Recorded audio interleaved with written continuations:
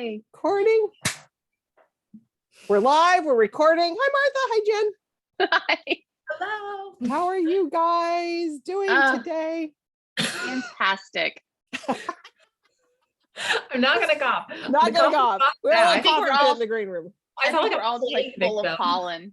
Yeah, it's the springing wherever we're at. Martha, I know from your bio where you're coming in from, but tell everybody where you're at right now. I am in Portland, Maine. Okay. And Jen, where are you joining us from? I am in Tucson, Arizona. Okay. So we're basically like the diagonal. It's San Diego's a little bit more diagonal from you. So we've got like the straight diagonal going there. Yeah. So for those that are maybe joining us from somewhere outside San Diego, Warwick's is located in La Jolla, San Diego, California. And Martha has joined us right from the beginning. You were when we were still trying to figure this whole Zoom, Facebook madness out. So we've done some fun events with Martha and Jen. It's great having you. So it's really nice to meet you, and thank you for coming and joining us. Absolutely. Just to let people know what's going to happen tonight. So Jen and Martha are going to chat about, does anybody have a copy of the book? Martha's new book, To Marry and to MEDDLE, right there. It just came out last week. So yay, congratulations on that. So they're going to chat for about 35 minutes about the book. And I will be in the Facebook comments. If you're watching this on YouTube later, there's no live comments, but still going to be a great conversation. So stick with us and just keep watching. But in the comment section of Facebook, I'm going to put how to order To Marry and to MEDDLE from Warwick's. If you're in the San Diego area, we'd love for you to stop by the store. There's lots of other great books to look at, and a whole other section of the store that's got fine pens and jewelry and all kinds of great stuff over there. But if you're not in the San Diego area, we actually do ship books. So, independent bookstores are ship. We've figured out how to ship books to people. Amazing. Also in that comment section, you are going to put any questions that you have for Martha or Jen in that comment section, and I'll pop into the conversation about a half hour after they get started with those questions. So don't be shy. We love the audience questions. So without further ado, let me introduce you to these two wonderful ladies, and then I'll go away. So Martha Waters is the author of To Have and to Hoax, To Love and to Loathe, and now To Marry and to MEDDLE. She was born and raised in sunny South Florida and is a graduate of the University of North Carolina at Chapel Hill. She lives in coastal Maine, where she works as a children's librarian by day, loves sunglasses, I love this, gin cocktails, and traveling. Do you have a gin cocktail with you right now? Or? If only. And joining her today is Jen DeLuca. Jen was born and raised near Richmond, Virginia, but now lives in Arizona with her husband and a house full of rescue pets. We love that about you. I love this too. She loves latte flavored lattes, Hokies football, and the Oxford comma. Her novels, Well Met, Well Played, and Well Matched, were inspired by her time volunteering as a pub wench with her local Renaissance fair. I think I want to hang out with you two on the weekend. Can I just say that? So anyways, have a great conversation. We'll see you in about a half hour. Thank you. I'm so excited to talk to you finally. Me too. You were one. I have right here your first one with the old cover, To Have and to Hoax. You have there you go. I think I blurbed this, and this was one of the first blurbs I ever wrote. So that was very special to me. Yeah, you're one of the first human, because I don't really do I'm very much like a hermited writer. So it's not like I had like 5,000 critique partners. So you're literally one of the first people to ever read that book, like my agent and editor. So that's exciting. And what was funny, and the first one came out like early in the pandemic, right? Like April 7th, 2020. Oh my God. So I wanted to tell you, I don't think I ever told you this, but I got, I think your editor sent me this one, and it came like 6 months later. Like it was one of those like pandemic things that I think probably she had like the copies like in her office or something, or she put them in the mail, because there's a card in here that's dated like March 11th, 2020. And then I got it sometime in like October or November or something. And so I was like, oh, what book is this? I was like, oh yeah, I love, I'm so glad to get a copy of this. And then, then I read the note, and it was from March, and it just cracked me up. And I was like, this is like a time capsule. Yeah, like that was like the last week before everything shut down. I think a lot of people's like last day in office was that like Friday the 13th, and then like no one went back to the office after that. Exactly. So I just thought that that was really funny, and I wanted to bring that up since it was your book that did that. But yay, happy third book. How does it feel to have 3 out in the world? It feels good. I feel like, I don't know. I've never had non-pandemic releases. I don't know if this is true for everyone. You've had one non-pandemic release. I had one, yeah. You had one. So I guess, wasn't your first one the one where there was like a hurricane hitting Florida, like when your book was coming out? Like, Yes. It was, yeah. I actually did the weekend before my book released. I drove from one part of Florida to another where I was signing the books for the pre-order kind of thing. And I was driving 3 hours back home, like basically into a hurricane. Like the hurricane was on its way. And no, it was, yeah. Really, for some reason, I really remembered that because I remember when it was happening. I was like, wow, that seems like a really stressful thing to have happened like during your like debut book launch. Like, Boy, I can't imagine. Terrible. I mean, oh God, thank God I don't live in Florida anymore. So nothing stressful or terrible could possibly happen during my debut book launch. So I brought it on myself, basically. You jinxed yourself. You definitely jinxed yourself. I caused the pandemic, actually. Okay. I think that's a possibility. Although I will say that my husband quit his job in January of 2020. And we thought that was an excellent time to do a nationwide job search and just, start over somewhere new. Yeah. So that went really well. That went great for us. We spent a lot of time. Also caused the pandemic then. Yes. It was, yeah. I think it's a joint thing. We did it together. Yeah. So go team, right? So anyway, 3 books out in the world. Yeah, it I feel like each one has felt really different. And like part of it's because of like the different like stages of the pandemic that we've been at. Like since my books are all April releases at the beginning, it was like with the first one, it was like, oh wow, like we might all die like tomorrow. So I wasn't that stressed about the actual book coming out. I was too like depressed and scared about the state of the world. The book was almost like, oh yeah, I guess my book can come out. Like there are no open bookstores, but like it's cool that people can buy it online, I guess. Like that's fine. And then like last year when it came out, I just gotten my second vaccine dose when 11 to Loathe came out, and like I was like, everything feels really hopeful and like the pandemic's gonna be over. This year it feels like, wow, the pandemic's never really gonna be over, but also like definitely has felt the most normal of the 3 launches. I got to like actually do an in-person event last week, which was very strange. Right. Like deeply, deeply strange. But I don't know. I do think also like all the like pandemic strangeness aside, it's like, I feel like I don't know. I keep telling like, I've been talking to a couple of debut authors this year who are like doing the whole debut author like panic, which I understand.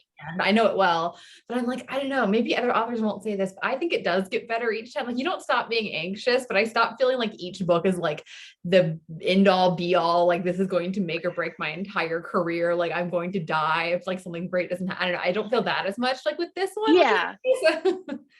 The excitement kind of starts to overcome the dread a little bit. Yeah. Like definitely that debut terror is definitely a real thing. But then once you're in your second and your third book, it's still, I mean, you're still kind of, I don't want to say scared because that's not quite the right thing, but there's just that, where people will say like, oh, I'm so excited for people to read my book. And oh my God, people are going to read my book. Like these 2 feelings exist simultaneously, but the excitement kind of takes over a little bit more than the oh no part. Yeah. And I think like, I don't know what I've been trying to stress to like these like random debut people I've been talking to is I'm like, it really does get better when you actually have readers, like people who've read your previous book. Like, you're not starting from scratch each time. Like you have a built-in readership of people who have read your books and who like your books. And so on the one hand, you are kind of like, wow, I really hope this isn't the one that like totally disappoints them and makes them swear off my books forever. Cause that's like pressure. But I personally, I find like the niceness of having these readers who've like read all my books and get excited for the next one that like outweighs the kind of stress that like the pressure like makes me feel. So I think it's a nice thing. And you have that, you start getting that built-in readership, and you start getting like certain people that that you interact with on Instagram or other social media that you kind of, I don't know about you, but I sort of think about them when a new book releases, like, oh, I can't wait for that person to read it because I know that I know that they like my work, and so I'm hopeful that they won't be like, oh no, like this is the one where it went off the rails, but you just kind of, you're excited. It's almost like they become like almost like a beta reader or a critique partner where you're just like, yay, I want this person to read it. You're like so excited for them to get their hands on it. Yeah, and like I never look at any reviews I'm tagged in like on social media at all. Yeah. Like, I stopped looking like a year ago when I got really like inundated with notifications, and I realized how nice it was to not look. So I just never went back. Never went back. Yeah. But the only exception I make is occasionally like a name will pop up where it's someone that I'd like interact, who's like DM'd me a bunch on Instagram. We've like talked and stuff. And like, I don't really know this person, but I feel like confident enough, like that they, like we've interacted enough that I don't think they would tag me if it wasn't a nice review. Just Yeah. we've like messaged and stuff. So I'll occasionally look at those and like, yeah. And then another thing that I wanted to ask you about, especially, you know, so To Marry and to Meddle is the third in a series. And so how has it been to stay in the world of these characters and these people? Like kind of during the pandemic, has it been something that's been comforting? Yeah, I started getting emotional when I was writing, when I was like doing edits on To Marry and to Meddle, because it's like, there's going to be 5 books in the series total. I'm like on deadline for the 4th one right now. But like, sound like this is kind of like the midpoint. And I was like, oh, there's only 2 more after this. Like they feel like friends. And I think also like, I don't know, I started writing To Have and to Hoax, NaNoWriMo 2015. So it's been like 6 years that I've known all these characters, and like, I'm still more years before all the books are out in the world. So it's like a really long time to spend with fictional characters. Yeah, I know the feeling. I know you do. Yeah, I mean, I started writing Wilmette in like 2017, and so yeah, it's the same thing where it's been a long time with these same people that don't actually exist. Yeah, and I think it was like for me so clear, possibly because and especially with To Have and to Hoax, I rewrote it so many times. Like I didn't start querying it for, it was like 2.5 years or something before I got an agent, like because I just kept rewriting the book over and over again. All the other ones have been like a lot faster than that, obviously, because I have real deadlines now. Right. And I like to think I know what I'm doing more, but I actually don't know if that's true. You just do it faster. Like I just have no choice. I just have to be faster because someone expects me to turn it in, so I do. I'm Yes. like, yeah, I could keep rewriting this forever if you let me, but you won't. So like, have fun. But yeah, like it's been so long, and even and like from the time I was writing To Have and to Hoax, I like knew I wanted it to be a series, and so I like kind of dropped in all these like interactions in the first book, arguably too many, because I kind of wrote myself into a corner. Like I like writing To Marry and to Meddle was a challenge because these 2 characters had been on page together a lot in the first 2 books. Okay. But the flip side, I'm like, when I like with this book, I'm like, wow, I feel like I started setting up like this couple to get together when I like was writing the first book 5-6 years ago now. So it feels very strange for it to like finally be out in the world. So did it make this book easier then, or did it make it kind of harder? Oh, it made it much harder. Yeah. Yeah, this was definitely the worst one to write. Like I know a lot of people struggle with their second books. Like my second book was fine. This one, like I had my second book syndrome with my third book. And I think part of it, like it's hard to separate, like obviously I started writing it Memorial Day 2020, which I mean, obviously like not a great time to be trying to, I think everyone who was trying to write a book, which is like so many of the 2022 releases out, like coming out right now, are books that people were writing in 2020. And I'm like, yeah, let's just be kind to everyone. Like these are not easy books for anyone to write. But yeah, so I think part of it was I just like didn't feel like very funny or like inspired or anything. But even if it had been not a pandemic and I had been going about my life normally, I think it would have been hard to write, because like I started writing it and I got like 3 weeks into the first drafts, and then I got to this point where I was like, oh, actually the point I'm at right now, like, 20,000 words in, probably the book could start here. Like everything I've written, and I was like, wow, this is really devastating, but like, I think I need to start over. And I like tweeted about it at the time, and I got all these people being like, oh, this happened to me too. And I'm like, okay, well, that makes me feel better. If only that had been the end of my problems. No, that like now I look back on like that sad Martha who like wrote that tweet as like a simple, naive creature, because I wrote literally 10 first drafts of this before I actually was able to complete one. Like the file names in my Google Drive got like more and more crazy as I went on. It was like first draft take 2, first draft take 3. Then I got like when we get to like the 8th one, it got like really hopeful, where I was like, this is the first draft that's finally going to work. It wasn't. That was not the first draft. Finally going to work. I think the one that finally worked was the one I called 10th Times the Charm, because I was like, listen, if you title a draft 10th Times the Charm, like this is it. You've got it has to be. You have to.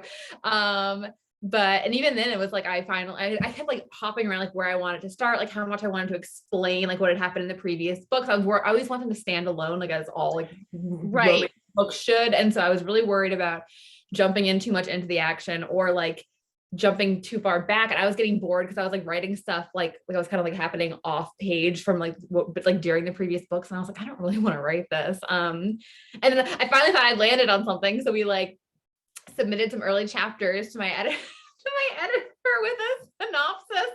And she was like, yeah, so we need to Zoom. So she and I had this like over hour long thing where she's like, no, I want the book, but not this. Like, no, not this at all. We like completely like the whole synopsis was like the first like 20,000 words or so that I'd sent her, like we kept that. And then like everything else that I'd outlined in the synopsis, we tossed out. The original idea for it was like the whole book was going to be a road trip romance where like they got married at the beginning, which is true. And then they like started to head to London, which is true. And then it like turned into this like wild goose chase all across England where they're like on the road the whole time. And then they end up in this small village where the children in the village are putting on some sort of like amateur, like theatrical production. And so Julian gets like roped into staying because he's an actor and owns a theater. And also, listen, I'm a children's librarian, but I keep telling people the story and I'm like, I don't even like kids and romance novels that much. Like I love children in real life. I do not actually like to read about them in romance novels. So I don't know what the heck I was thinking, honestly, that I would enjoy writing this. But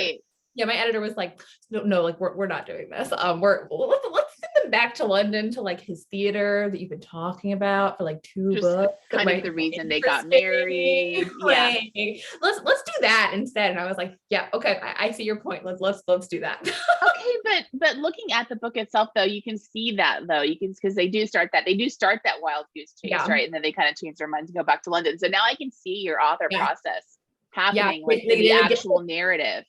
They like anybody out there who's read it, like you can see like exactly. That's hilarious. Now that I hear that, I can totally see that in your book. That's amazing. Yeah, she's like, it's like, okay, keep the part where he goes to the sister's house because she really likes Julian's sister, and she's like, okay, so keep that, but then send them back. And I was like, okay, like you. Oh, so originally they were going to keep going after the actress and okay. Yeah, I like don't know what that book would have been like, but I don't know that I would have enjoyed. I don't know that I would have had enough material. I was like, I mean, like writing, like they're like really, I love a good road trip romance, but I don't know that with like the like plot I envisioned for this one, it was even really enough to like sustain that book. I just don't think it would have worked. So this is why we have editors. True. You know, I have a trunked book that someday I want to think about resurrecting, but it like on its face was a road trip book.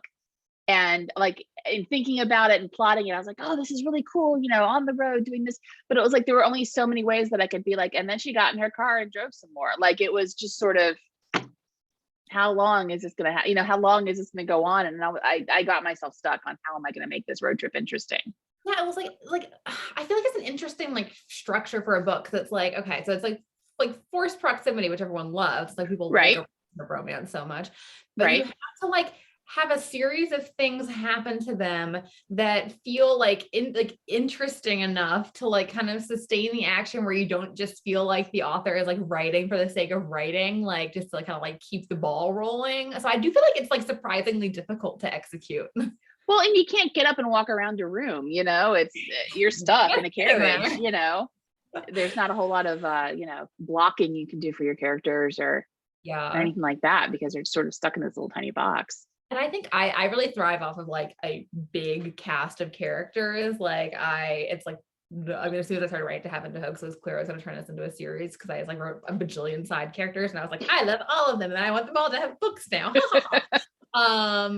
But I really love writing those like big friend group interactions. So I think I would have like struggled to write this book the way I originally envisioned it, where it was so much of just the two of them just the two of them. Like, and that would be a completely different kind of different setup than your other books that have, like you said, the big friend groups and everything. And you did that. I do want to say you did that so much better than I did as far as setting up like a good sized friend group to pull from for subsequent books, because I think that was probably my biggest failing as an author when I wrote one. That was, I didn't write a big enough friend group. I have, it's the romance writer thing where it's like, I'm running out of friends, I'm running out of people to stick together, and it's like a difficult balance to strike where it's like, okay, if you are not like really committed to writing a standalone, which I Right. talked to several authors who have written like standalones who like were like, I didn't realize how many people would ask me about like the friends, and I have no plan on writing a book for the friends. And I was like, yeah, if you write a friend, they need to be married, basically, if you're not Yeah. gonna write a book for Yeah. them. If a side character comes in and has one interesting line, they need their own book. Like that's as a romance reader, like I would focus in on that too and be like, okay, where's his book? Yeah, He that's said, why I you know, made Julian's sister is married in this book, because I was like, oh yeah, I'm no, Not- no, no, not no, doing no, it. no. Like I have my plan. I know who the next 2 books are, and then we're going to be done with this series. I'm not getting trapped. So I was like, and she's happily married. oh, genius. See, that's genius. I like the way you think. But yeah, it's like a difficult balance. You have to have enough friends that you can do like spin-off books, but then not Right. so like, but not too many friends. So that Because then you're writing about them forever. and you like, and you have to be really careful. I feel like it's the later books in the series, because then it's like if you're like, you have to be ruthless. Like if you feel like you really are like ready to be done with the series, then like no appealing single friends. Like you can't risk that. No. They have no single friends. Sorry. No. No, It just all their doesn't friends are happen. married very Yeah. happily forever. Yes. And so the next thing I want to talk about the cat. I want to talk about Cecil. You and everyone else. I know. I'm sure everybody wants to talk about Cecil, but he's so cute. And also a terror. Yes, I still bear the wounds from when I tried to take my, oh, so adorable, had just gotten my haircut, was feeling very cute. Oh, here, let me take the cat on the front porch of my mom's house. Let's take a couple of adorable pictures. I had this whole mental image where I was going to be like holding the cat in one arm and like the book in the other. And I was going to be like so polished and like adorable. No. And then, I mean, it was like actual, I like showed people at my in-person launch the like wounds. I had punctured, like there's blood dripping down my leg at one point. Like, so the cat Cecil is based on is also a terror. He's very sweet though when he's not actively like drawing blood. But yeah, Cecil, it was funny. He was not in like my original like outline or like synopsis or anything. So like my editor and I like agreed on what I was actually going to write the book about when she told me not to write the book about what I thought I wanted to write the book about. And I like went away into my little writing cave and wrote. And then I got to the point where it was Julian and Emily's wedding night. And I knew that I didn't want them to actually like have sex on their wedding night, because I was just like, no, I'm not, like, that's too soon. I'm not really interested in doing a like traditional like wedding night scene. I'm trying to kind of up in that. Right. I needed something to interrupt it. And I was like, cat, I'm going to write a cat. Oh my God. And so, and I was kind of inspired because the summer before, this is getting into like spring 2021 at this point, but the summer before, my friend had found an abandoned kitten in his yard, and I had like taken it and like foisted it off on my mother. And so the whole like previous year I'd spent writing on my mom's porch during the pandemic, she would like bring the kitten out to me because he's so sweet and snuggly. And so when it came time to write a cat, I was like, oh, well, I do have this kitten that I have like seen a lot in the past year. And so he kind of just, at first I didn't realize I was doing it. And then pretty soon I realized like, oh no, this is my mom's cat that I'm writing here. But then I was worried because the book was so hard to write. I feel like it made me like stop trusting my own instincts. So I had like the scenes that were the most fun to write were all the scenes with the kitten in it. And I was like, if I'm enjoying writing these, they must not be good, which is like not normally true. I actually think if you're enjoying writing, then those are probably like the best parts of the book. I mean, like a book is not always easy to write, but like the things that like really like give you joy and like feel really fun are probably good bits of the book. No, I completely didn't trust myself at this point, and I was like, I think this is really self-indulgent. I don't think it like serves any purpose. So I turned it into my editor and I was like, well, that's it. Like the kitten made like, I like talked about this like like on an Instagram live or something when I was drafting the book for my like launch for To Love and To Loathe. I was like, yeah, my book I'm working on now has a kitten in it, but I don't think it'll be in the next draft. My editor's going to make me take it out. I was very like pessimistic about Cecil's odds of survival, honestly, like in this wow. book. And then I like turned it in my editor's like feedback. She's like, I love Cecil. I'm gonna need you to like add more Cecil. I was gonna say you had to put in more scenes with Cecil in it, right? Yeah. So she was like, more Cecil, and I was like, can do. And so I like, wrote some more Cecil scenes in and like finished the book and like sent it out into the world, and like people started getting arcs, and so I started getting like feedback where people were like, the cat is my favorite part, and I was like, oh, okay. And then at a certain point I was like, to be clear, this is a romance novel. Like, should I be offended that everyone's favorite part of the entire book, like, is a cat and not the main couple? But I've decided to take it as a compliment. But then, like, the trade reviews started coming in, and multiple of the trade reviews mentioned the cat. One of them mentioned the cat by his full, like, 5-name name. I was like, those trade reviews are short. The fact that they wasted 5 words to, like, say Cecil's entire name, like, I was just like, he's a star. Like, he is a celebrity now. He's famous. Well, I think what's great about cats is that they do what they want. So, I mean, so obviously, like, you know, Cecil's not at all bothered by Julian at all, you know, and he's used to people kind of hopping too, you know, when he says and getting his way. And so the fact that the cat was just like, no, instead I'm going to draw blood.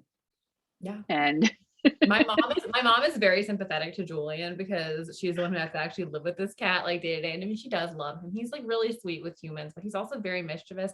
And he's like she lets him go outside, and he's like an actual terror to the local fauna. So he's like brought back like little animal corpses and left them on her porch steps and stuff. And like, she had like dried blood on her porch steps. It took like weeks to get washed out. So I feel like my like fawning adoration of this kitten, like I'm Emily, and my mom, you're Emily in this cave. Yeah, and my mom is like, no, Julian's right, this cat is a menace, like don't take him, leave him be, leave him in the inn. So has it gone to his head? Do you think he knows he's a star? I mean, honestly, yes, I do. I think he does now. Like, we've taken a lot of pictures of him, and my sister has spent a lot of time telling him that he's famous. Oh, okay. He understands, because we're not convinced he's like the world's most intelligent cat. But I mean, no disrespect, but he's like got like 3 brain cells maybe total. I understand, mine are pretty stupid. My husband and I were just talking about that last night, about the fact that we have 3 cats and they are all pretty dumb. Like, just I think between the 3 of them, there's probably about 5 brain cells, and it's just, yeah. It's like how people like portray cats as being like evil geniuses, and it's like, have you ever lived with a cat? Like, I don't know who these like evil conniving genius cats are, because I have not had one of those. I've had idiots. But those are more fun anyway. And again, they don't care. I mean, they do what they want and they're happy. And we exist to, you know, make them happy. So that's pretty much it. So yeah, who cares?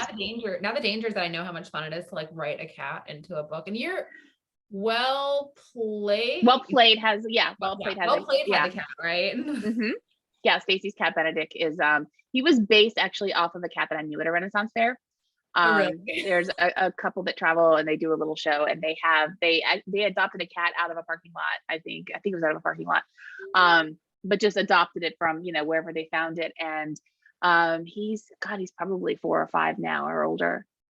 Yeah, but he has little wings that he wears on a harness, and they have this sort of like, they do like a sort of sometimes they're on a stage, but sometimes they sort of wander the lanes and do like little shows, just impromptu shows. So they have this like cart kind of thing that they push around, and then the bottom like tier of the cart is a cat carrier. So he lives in there. His name is Flynn, I think, as an Errol Flynn, but he's a little black and white cat. And so that was just sort of, I thought that was the cutest thing. And so that was sort of my idea for Benedict and Well Played. And so he's, you know, he shows up, and then he actually is showing up in book 4, which is the book that's in edits right now that comes out in December.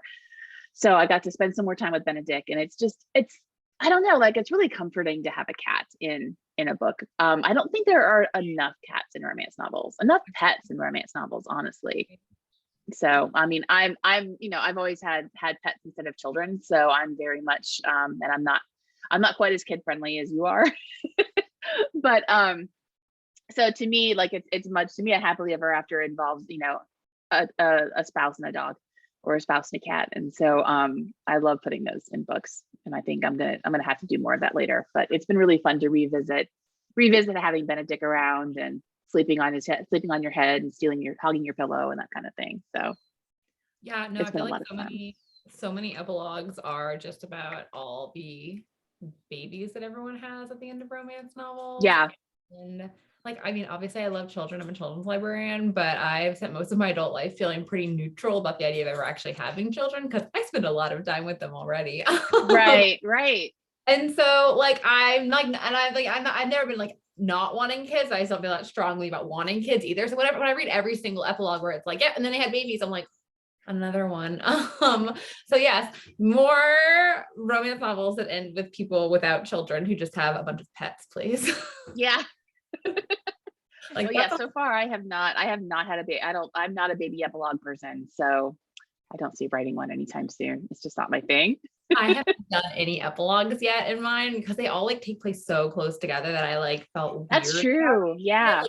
I mean, to Heaven to Hoax and To Love and To Loathe are set like 2 weeks apart. To Love and To Loathe and To Marry and To Meddle are set like 2 days apart. And obviously you can Yeah, like they almost overlap. you Yeah. can like jump ahead with the epilogues, of course, but I just like I don't know, I didn't feel right. And so people always like, I get asked about it a lot. And then also like with To Love and To Loathe, I've like that one, especially, I really loved how it ended. And so I didn't want to add an epilogue because I really loved like the ending of the book. But my plan right now is to do a like big, probably fairly long, like series epilogue at the end of the 5th book. And so I've started, Nice. yeah. Okay. And so I started thinking about like, which characters will have like what their like happily ever afters will look like. And of course with the historical it's a little more complicated because like even if you don't want kids you kind of like might accidentally end up having them anyways. Yeah. Birth control wasn't 100% accurate. Not that it is now. Well, and those with titles kind of are more obligated to to have kids there's a and lot stuff like that. So it's definitely a different mindset. There's a lot of factors that I've been thinking about it a lot. I mean, I don't have to write this epilogue for like quite a while, but I like the amount of time I like writing fanfic for my own characters. I spend a lot of time like, how many children do we think this person would have? Or, like, we think this couple might not have kids. Like, I don't know. It's just, this is what I do when I'm stressed about my deadline for the actual book I'm supposed to be writing. Cause I'm like often like making little notes in my notebook for my future epilogue. Oh yeah. The final book. But I will certainly be writing Cecil into the epilogue so that we can see that he is thriving. Definitely. Yeah, I'm excited to see the return of Cecil. I think he needs to show up just at all of them. I think he's like in all of the rest. Currently in the 4th one, he's referenced, but I don't have him like on page. But I'm like working on a second draft right now because it's due to my editor at the end of the month. But I'm like trying to figure out if there's a way I can actually like get him on page for a second without it being like totally like a stretch. Right. Well, that's true because a cat can just show up and yeah.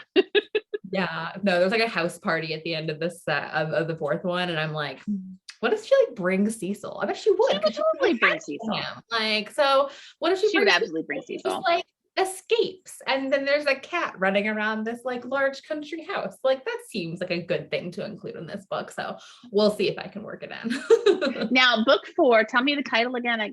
It's S's. I can't remember. The Swoon, and I'm going to say I've already said it wrong to Taylor, my agent, in one email so far. I keep saying I'm like really worried I'm going to say to spoon and to spar, which is like like it's a romance. Like it's not totally inaccurate. It works. To swoon and to spar. So it's like I already live in fear of saying the wrong title for the wrong book. Like, oh yeah, I go through that all the time with mine. Yeah. Oh yeah. Oh yeah. I'm gonna worry about saying the right title and still say it wrong for this one because the swoon thing is a struggle. To swoon and to spar is the fourth book, which I am working on right now. Which is a fake haunted house rom-com. Yes. It's the hero is Penvale, who's like the best friend of like all 3 of the like heroes from the first 3 books. He's the brother of Diana, who's the heroine of the 2nd book. He's kind of just been like off in the background, and his whole like thing that's been mentioned in all the books is that he's a viscount, but the estate was like unentailed from the title. So when he inherited it as a kid, when his parents died, the estate was sold off to this like uncle that his dad hated. And so he's been trying to buy it back ever since. And so into Swoon and to Spar, his uncle like sells the premise is that the uncle agrees to sell the like house back to him finally on the condition that Penvale marries his ward. He just wants to get off his hands. So like they agree, they get married, and then he shows up at the house and it like seems to be haunted because it turns out that his new wife does not actually want to marry this random man, and she just wants to like live in this nice house. So she's staging a haunting to try to convince him that his home is haunted, so he'll just like go back to London and hang out with his friends and leave her alone in this like lovely manor house in Cornwall, like on a sea cliff, so she can just like read some books and get some peace and quiet and not be bothered by men, which is incredibly relatable. That sounds like the dream, honestly. How am I to convince anyone that she actually falls in love with him by the end of the book when this is like her alternate, like being able to just live in this house by herself, like beautiful house by the sea and read books all day. I mean, honestly, yeah. I mean, I would stage a haunting to have that happen myself. Yeah. So I think that's a great idea. The most relatable heroine I've ever written. She's also just like deeply, she's like the grumpiest heroine I've ever written. Oh, So grumpy heroines are so much fun. I know I'm having They're so much fun so with much it. fun to write. Yeah. And so like Diana, the heroine in the second book, like she's very like sarcastic and kind of like abrasive and stuff. But like Jane is just straight up like socially awkward and grumpy. And it's really fun to write. Just leave me alone. Yeah. Like go away. I don't want to talk to you. I don't want your friends to come here for like a country house party. Why do you have so many freaking God. friends? Like Like it's bad enough to have a husband show up, but to have all of his friends show up and possibly a cat, like no. well, I mean, like the cat could stay. I would be like, the cat can stay. Yeah. Send the but all of humans the away. rest of you are out. Yeah. Yeah. That would be, yeah. Absolutely. So yeah, so that's what I'm writing now, which has been very fun. Also, just like anything would have felt fun after To Marry and to Meddle, but this one's been really fun because the heroine's a new character. So I had like, whereas To Marry and to Meddle was challenging because the two of them had been on page. I mentioned like the first two books and stuff, but this one is like Penvale's probably been on page the least out of all the secondary characters in the whole series. So I don't have that much of him. Like I don't have anything to have to worry about like contradicting something I've said about him previously because he's not in that many scenes. And the heroine is completely new. So I'm like, wow, oh, this makes my job so much easier. That's so interesting to me because I feel like I had the opposite feeling about when I was writing mine, because my third book, Well Matched, was probably the easiest one to write because the characters had been on page so much that I felt like I knew them so well. And I had their story so firmly in my head that it was really easy to write them. And then this fourth one was the Well Traveled that comes out in December was so hard for me to write because the characters had been on page very, very briefly, each one of them.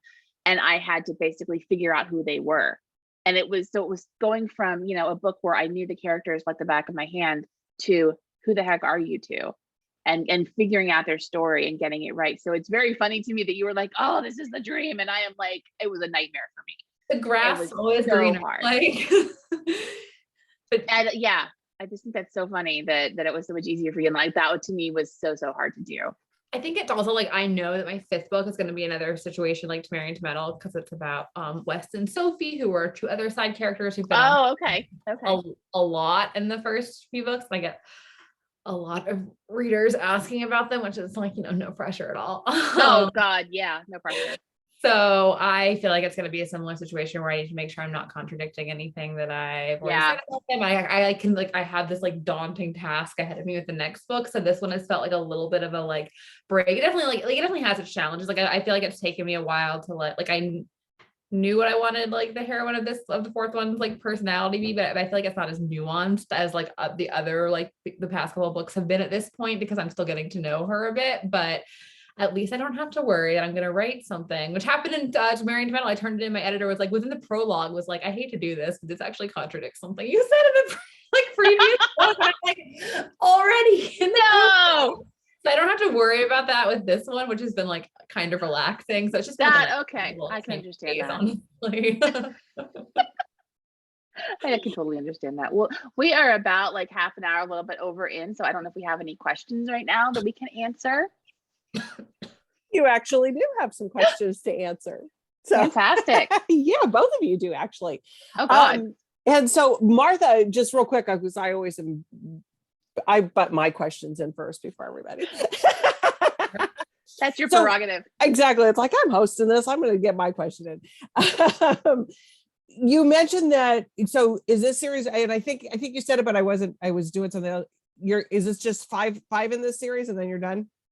Yeah, it's 5 in the series and it's done. I have like, I definitely have like plans and ideas for future. Like I have another Regency series that I've been talking about with my agent for years. I would like to write a point that would be set in like the same universe. Like the hero of that one has actually been mentioned by name in a couple of the books, just as like a little Easter egg for myself at this point, essentially. Right. Because I know I want to write the series someday. But yeah, for this actual series, it's gonna be 5, and then I'm gonna be done with these fools. Okay, and that's my next question, I think. And Jen, because you did say it was well traveled, so I was trying because I was really interested to know if you were going to go with another well book. Yep. Another well book's coming. I was like, oh yes, she said it. Okay. So for both of you, do because I think you guys both talked about it. you find the series, sometimes it's easy and sometimes it's not. Would it be better? And Jen, I'll ask you, do you think it'd be to not be in a series? Would that be better? Or what's your guys' feelings about that? I don't know. I think I think like we just kind of said, grass is always greener, right? Because I have every so often been yearning to write a standalone, just to write something that's about a couple of characters, they do their thing, and then I can go on to the next one. But during the pandemic, Well Matched, my third book was basically the one I wrote in 2020. And it was so comforting at that time for me to go into that world and write about people going to the Renaissance Fair, going to a dive bar and getting pizza together and doing karaoke and just doing all these normal things, that it was so nice to have these characters that I already knew so well. That it was such a huge comfort to my soul to be able to write about them at that time. So yeah, I think the answer is it depends. Right. Well, and I was just going to say, it might be one of those things too, where you don't have to come up with a fresh new idea every time too, especially when you're trying to write something every year. I mean, that's got to be a really hard thing to do in the first place, and let alone just having a brand new world that you have to create every year. Yeah, and it is really fun to take side characters that that don't really have a whole lot of page time, and just sort of say, hey, what's their story, and just get kind of tease it out of them in the next book or something like that. So it is really fun to do. Okay, so I have a question coming in from Facebook. So now I'll give Facebook their time now. I've got my questions. So this is for both of you. We're going to start with you, Martha. Which authors, this is a very so we'll do it in sections here because it's a multi-question here. Which authors inspired you most, whether they are contemporary or Regency era? I would say there's like three. The first one would be, unsurprisingly, to anyone who's read one of my books, Julia Quinn. Like, she was the first historical romance author I read. I think like her DNA is all over my books.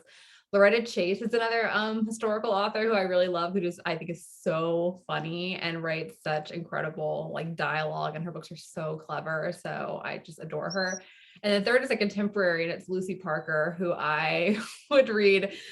I will read everything she writes forever. Her first series is the London Celebrities series, which starts like with Act Like It. And she also has a new series with Avon as well. The first one of those is out. It's called Battle Royal. And she writes the most funny, swoony, bantery contemporary romances. Like, I hope that someday I can write something half as good as she does. Oh, she writes such good banter. I love her banter. So Battle good. Royal was such a fun book.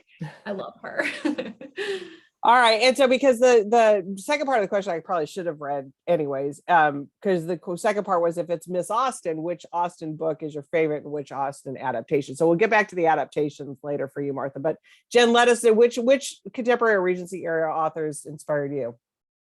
I would say like contemporary. She hasn't written anything recently, but Jennifer Crusie is probably one of my favorite contemporary romance authors. Just again for the banter. She was somebody that I read back in kind of my earlier days of reading romance, and was definitely somebody that I aspired to as far as banter. And it very much reminded me of like kind of those like kind of classic screwball films, too, just kind of snappy, back and forth with people. And I love that kind of banter. So she was definitely an inspiration. So Martha, do you have a favorite Austen book and or adaptation? I love Emma.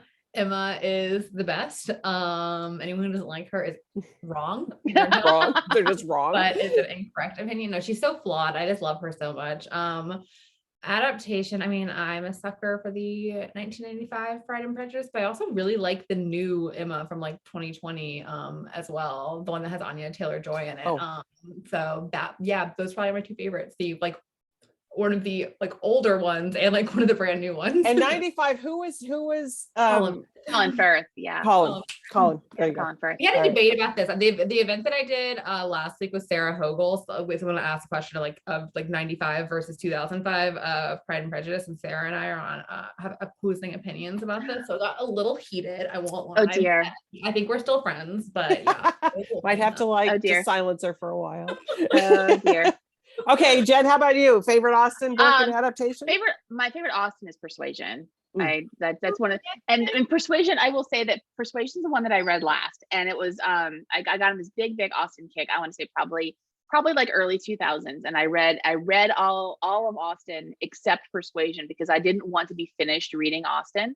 So I was like, I'm going to save this book. And then I was like, and then I read it like years and years later. And I was like, why did I wait so long? Like, I was so mad at myself. I was like, this is the best one to have. Why couldn't it have been Mansfield Park? Why couldn't I have not read that book? But so yeah, Persuasion is definitely my favorite. It's just such a, that second chance, that, you know, that So slow, romantic. It's the most romantic burn. one. And yeah, I mean, I'm sorry. It just, yeah, oh God, it's the best fight me. But adaptation wise, and God, of all of them, I would say probably the Sense and Sensibility, the Emma Thompson Sense and Sensibility is such a beautiful adaptation. It's just gorgeous in every single way. Mhm. I am pretty neutral on Witch, Pride and Prejudice, honestly, because they both have such merit. I mean, you have Colin Firth in the lake in the wet shirt, but you also have the hand flex in 2005.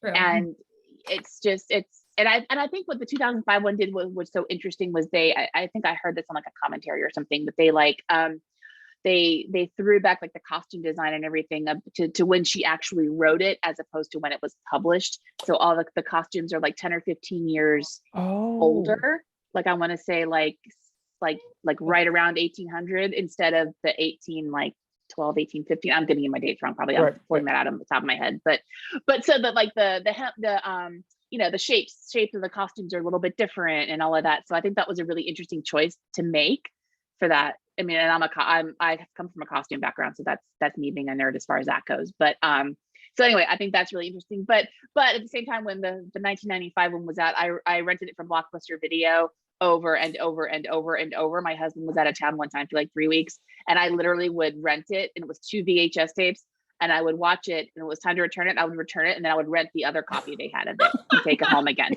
And I did that for like 2 weeks. So yeah, that was a problem. I love it.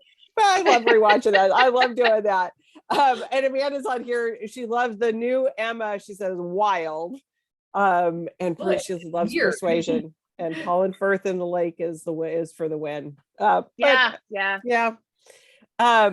So here's another one that we'll just so we'll start with you, Martha, on this one. If you didn't write in the Regency era, what time would you say another series in? I have a lot of ideas for various time periods, so hopefully some of this will actually come true. I really want to write something set in the 20s. I really want to write a Victorian romance. I really want to write the one that I'm like, does anyone want to read this? I want to write an Edwardian romance, but I feel like the trickiness with that is it's like, and they lived happily ever after, and then World War I broke out, and we hope they don't die in the trenches. I feel like it's a very challenging time period to write a romance novel in, but I really love that era. I love like the fashion. I think it's like an interesting like turning point in like British history, and kind of the whole like end of the long 19th century and everything. So I would love to write a romance set during that time period, but it's you might just have somebody with blinders on that's not looking out at the world. I have to do an epilogue in that one and be like, and everyone survived the war. Every single person that was ever. P.S. Everyone's okay. Yeah, everybody's okay. Well, if you're in the epilogue, alive and well. Alive and well, still have. And for you, Jen, if you didn't write contemporary, would you write in a different time period? Oh gosh. There is something to me about the early 1960s that I would love to write about. I grew up with a mother who is a Beatle maniac. So I listened to a lot of early Beatles. She was very into the early stuff. I think she was one of those that was like, they got a little weird after Yellow Submarine. So those drugs, the White Album, those I think drugs the White got them Album a little. was kind of her hard line. Yeah, she wasn't that, yeah, she didn't get that quite that psychedelic. But she was very much into the early 60s. And so we listened to a lot of that when I was a child. And so that kind of music, that almost like, you know, garage band kind of music is really something that's a part of my DNA. And so I would, something. But it also has that happy thing too with it. You know what I mean? It's very optimistic. Yeah. Even the, just like, I mean, without going off too much of a tangent about, you know, early 60s music, but like, the music, like early Beatles, Paul Revere and the Raiders, even going to like the folk music of the Kingston Trio, like stuff like that was something that I listened to a lot as a kid, and it's got some sort of a meaning to me, and I'm still trying to figure out what that is and what I want to write about that. So some of the early Motown stuff too. Yes. Yeah. And yeah, some of it that all really- has a certain vibe to it. Mhm. And I need to figure out what that is and how to describe it and what I want to say with it. But I love that. And I'm just curious. And okay, here's another one of my questions because I'm just curious. How did you get into? Okay, I love the whole Renaissance fair thing, but that I think it was. I love that. Like I said, I think. But how'd you get into the rescue pet world? How did that? oh, we just always rescue pets. I mean, we Yeah. always have. We were for a very long time. My husband and I were the kind of the last stop on the way to the shelter. You know, I would have coworkers, friends, and coworkers who would say, "Oh, this dog turned up in my backyard, and I can't keep it." And we're like, "All right, give it to me." And at one point, I think our biggest tally was 3 cats. No, 3 dogs, 2 cats, and an iguana. I think was our biggest tally. Wow. And that was a pretty full house. That was a lot of pets. Currently we only have 3 cats, which is a pretty small amount of cats. Unless you ask our landlord, in which case it's a lot of cats. But yeah. But yeah, I love the whole pet. When you guys talk about putting pets in your books, I mean, there isn't really, nothing more romantic than like walking a dog and meeting something. I mean, you know what I mean? It's just like there's all those kind of things too. Where it's just like, and pets do kind of bring people together. They do, and they're an excellent judge of character. So you can say a lot when, like, if somebody shows up and the heroine's cat likes him, you're like, okay, that's a good thing. You know what I mean? Yeah. Yes. So, yes. And if it's hissing in the corner, it's like it's a bad. Yeah, it's a there's some bad vibes there. Definitely. And Amanda says you could probably include some playlists with your 60s books. That would be some fun thing. So add some playlists there. Oh yeah, playlists are like a big part of my writing process. So that's a given. Yeah. I love that. All right, Martha, congratulations on the release of the book. It's so fun having you again, and I hope to have you again next year, and maybe one of these years in person. Someday we'll get you on the opposite coast here. Where it's warm. I mean, I love that you guys come to Warwick's, but it's kind of exciting that, excuse me, San Diego has a new genre romance bookstore that's opening. Or I think it already opened. Yeah, that's right. I heard about that. Meet Cute, is it that one? I think so. Yeah, I think so. It's out in La Mesa. So so it's we obviously will be a little selfish and want you to come to Warwick's, but there might be another excuse for you to go over there too. You could do both. Exactly. Little California tour. Yeah, exactly. And then there's obviously the Rapadas up in LA is just iconic. So that's always a great one. So Jen, it was wonderful meeting you. Hope Thanks to see so much you for again. having me. Right. Okay, you guys have a good night. Thanks again, Martha. Thanks so much for joining us. Bye. Bye.